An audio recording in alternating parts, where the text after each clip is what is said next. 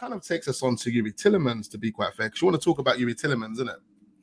Yeah, I mean, Youri Tielemans is an interesting one. So again, we speak to Ben Jacobs a lot on the Terrace, and these are Ben Jacobs' words, and I want to read these out. So Ben Jacobs has said, and I quote. Let me just get that up in front of me on Tielemans. Tielemans is fully sold on the Arsenal move. Mm-hmm. Because Man United are keeping in link with him. So he says that if Man United were to bid for Tielemans, they will only get him if Arsenal decide that's fine. If Arsenal walk away, go ahead, take the player. It's not really a head-to-head. Personal terms have been agreed. All that needs to happen is an official bid. But the interesting thing is, there's been no official bid. And are you as a Gooner getting concerned that you won't get him now? You will walk away. Like, what's your feeling as an Arsenal fan about this? When I first heard about the Youri Tielemans bid or interest, shall I say, sorry, I thought, hold on, there's no way we're going to bring in Youri Tielemans and still have a player like Granit Xhaka or Thomas Partey. They're the first team players at the moment. One of those players are not being dropped for Youri Tielemans, and we're not going to bring Youri Tielemans in for him to be a benchman. So I've been saying this for the past month. The only way we're going to get Youri Tielemans, I know that everything's all been agreed. Youri Tielemans wants to join, but the only way Arsenal are going to get him is if they sell Granit Xhaka. Now people say, "Oh no way, Granit Xhaka's the main player." But listen, Granit Xhaka, no one's ever seen Granit Xhaka sit on the bench. The guy is definitely not sitting on the bench. Youri Tielemans is not coming from Leicester to Arsenal to sit on the bench. Thomas Partey is not sitting on the bench. So who sits on the bench? Do you understand? Yeah, we've got Lukonga, we've got Mohamed El Neni, they sit on the bench. So therefore, the only way we are going to get Youri Tielemans is if we sell Granit Xhaka. Now, I think the reason why Arsenal have kind of put that on the back burner in terms of Youri Tielemans is because there's nothing in the pipeline for Xhaka. We can't make that move for Youri Tielemans until Xhaka is gone or until we've got something confirmed for the player. Of course, Arsenal were looking at alternatives because they knew Roma's interested, Bayern Leverkusen have been interested, so there is a possibility that Granit Xhaka could leave. Let's preempt this. Let's get everything wrapped up with Youri, but we'll just pull it on hold, knowing that everything's agreed, just so we see what happens with Granit Xhaka. But that's the process. That's the reason why we haven't made that official bid, because we've still got Granit Xhaka here. And obviously, due to the relationship that he's built with Granit, you don't want to bring Youri Tielemans in and then start trying to make it look obvious that you're trying to force Xhaka out the door, because that will create disharmony. And Xhaka might not even go out the door; he might stay. So now you've got, do you know what I mean? So he has to play it smartly before he can actually get that deal done. Look, I hear that, and I think as Shane says here, I mean, depth is going to be key at the club. I'm intrigued by it. I understand wanting to move individuals on, maybe, and I know there's been kind of some links to Granit Xhaka. It all depends about the development of. I think the development of some of your youngsters is going to be key to this as well, because like Patino, a lot of people rate him and want him to get some more game time. Maybe he needs a loan. He looked a little bit lightweight when he played with the pros last year. Obviously, like Sambi, there's a lot of promise about this young lad. You know, you speak to most experts out of Belgium and they absolutely rave about him. But he was a captain for Anderlecht. I mean, at such a young age, it proves that he's definitely got something up there going on. You know what I mean? Absolutely. And there's loads there. Hang on a minute here, ladies and gentlemen. Some breaking news to bring you a confirmation here. Frenkie de Jong situation. Man United and Barca agree 65 million fee, but still discussing the structure. Personal terms, he says, never discussed yet. I always disagree with him on that point. Frankie's priority was always to stay at Barca. Salary reduction, very unlikely option on Frankie's side. I mean, again, like this is what I say about journalistic reports. I speak to Fabrizio Romano saying that. Yeah, he just tweeted that now. And this is what I said to a lot of people. The only difference between what Fabrizio has said to what other journalists that I've been speaking to have said is the personal terms element. That's literally the only bit. You know, and there are lots of other journalists that have said it's not non-problematic. There won't be any problem. Some verified journalists have said they are agreed. Of course, agreed in principle, because you can't sign until you're actually in the room to sign the paperwork.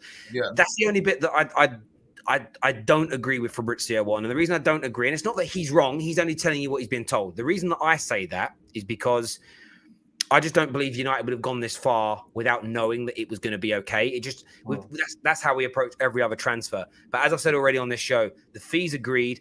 I did not see the salary reduction being likely at all because there's 4 years left on his deal. He's not exactly. People have got to understand. Say Frenkie de Jong does. I know he's got a lot of money, right? But let's just say he does that, and 2 weeks into the start of the season gets a career-ending injury. What? All that money for him and his family for the rest of his life, it doesn't make any sense. So, yeah, I'm not surprised to see Fabrizio Romano say all of that. And the majority of what Fabrizio says, and this is what I say to people when it comes to journalists, don't listen to just one journalist. That's stupid, in my opinion. And that isn't a dig at that journalist. It's, well, what does Laurie Whitwell say? What does Fabrizio say? What does Ornstein say? What does Tom McDermott say? What does Ben Jacobs say? What does Dean Jones say? I literally listen, talk to, and speak with 7, 8, 9 journalists, and then I kind of bring it all together and go, right, the vast majority are saying that the fee must be a fact because everybody's reported that fee has been agreed.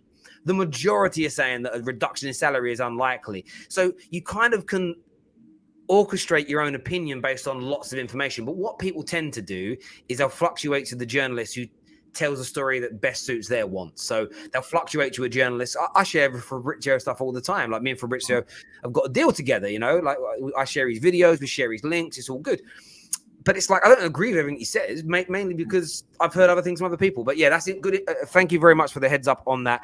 I did think it'd be very unlikely that he'd take that wage cut, but we'll see what happens. I love this comment here. This Terry guy is so deluded, chooses to believe what he wants. It's not about believing what I want.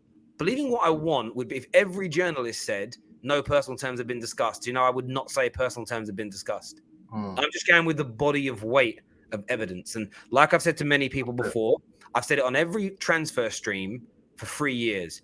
When they say personal terms won't be a problem, personal terms are not expected to be problematic, personal terms should be no issue, that's because they already know. Why? Because the initial contact is done via intermediaries and they have the only transfer I've seen in the past 3 years where a club went to the player after getting an agreement with the club was Arsenal chasing Vlahovic. It's the only one I've seen. Every other deal Man United are doing this summer, personal terms have been discussed first, then they start negotiating with the club. And equally, when you go back to the original conversations about De Jong, don't forget the original reports. It was all Ten Hag's working tirelessly to convince the player. Then you were told he's turned the player's head. How can personal terms not have been discussed if Ten Hag has convinced him to join Man United? It doesn't make sense. Now, I'm not saying Fabrizio is lying. Far from it. He's telling you what he's been told. But when you read the vast body of work surrounding this deal, there's been conversations. In those conversations, personal terms would have been discussed. Now, I don't do the semantics. Has he signed the paperwork? No. So some people go, then they're not agreed. I don't live in that kind of world. I live in the world that he said, yeah, that'll be fine. I'll accept that. That means it's done. You just need to get it completed. So yeah, sorry to rant on that, but there we go. It's funny as well because it was a report last night actually that his team inquired with Ole Gunnar Solskjaer to rent his house, but the house has been earmarked for Erling Haaland. So Ole's renting his house out to Haaland. I think Van Dijk was renting it before Ole moved back to England. Like they obviously all these footballers just must buy all these big houses in Cheshire and then rent them out to each other. So there we go. Do me a favor, viewers, please smash that like and share button. Just under 4,100 people watching, which is absolutely amazing. 1,000 likes right now on Facebook, which is brilliant. Let's get the same right here, right now, live on YouTube. But we were talking Youri Tielemans actually before that breaking news, and I get why Arsenal fans have got this sense of worry, and I think especially if Lissandro doesn't happen, if Lissandro Martinez falls through, I get there'll be an element of panic because the talk was that you've called the interest to go and get Lissandro and to get Rafinha. And if you walk away after that situation with neither of those two players, I think that you find yourself in a situation where you have to go and get Youri Tielemans, because if you don't, and if I personally, I don't see this happening. I don't see Man United and I don't see Tottenham at this moment in time taking him away from Arsenal. But if the unthinkable was to happen, and tomorrow, out of the blue, there was a done deal with United, a done deal with Tottenham, and I'm just using them as hypothetical examples. I think the anger and frustration amongst Arsenal fans would absolutely explode because the deal's there. It's in front of you. Exactly. And it's been signed off, Yeah, no, 100% agree, man.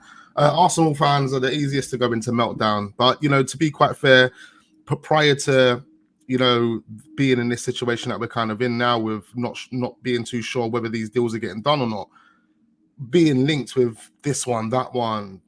We expected, wow. Well, we thought that Arsenal were going to start moving all wild and active in the market, and they got Jesus done. Obviously, Fabio Vieira was under the radar, and then we're seeing Tielemans, we're seeing this one.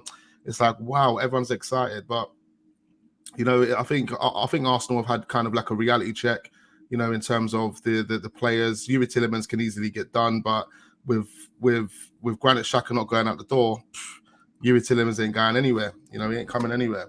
I think we'll be looking at trying to fill in a left back role and maybe another winger, and that's all we can expect for the rest of for this window, to be quite honest. So, what do you think if you don't get a buyer for Xhaka? Do you think you just won't sign Tielemans? Yeah, 100%. We need to get a buyer for Xhaka in order for Tielemans to join the club, because he's not coming to sit on the bench. And then you've got other players. We've got young players.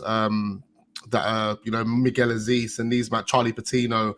I'm hearing that Mikel Arteta wants to use them in the Europa League. If he wants to use them in the Europa League, where's the space for Xhaka, Mohamed, Thomas Partey, Lokonga? No one's got space, so we have to get rid of a centre midfielder in order for one to come in, unless we bring in a young player that won't mind sitting on the bench or playing some under 23 minutes,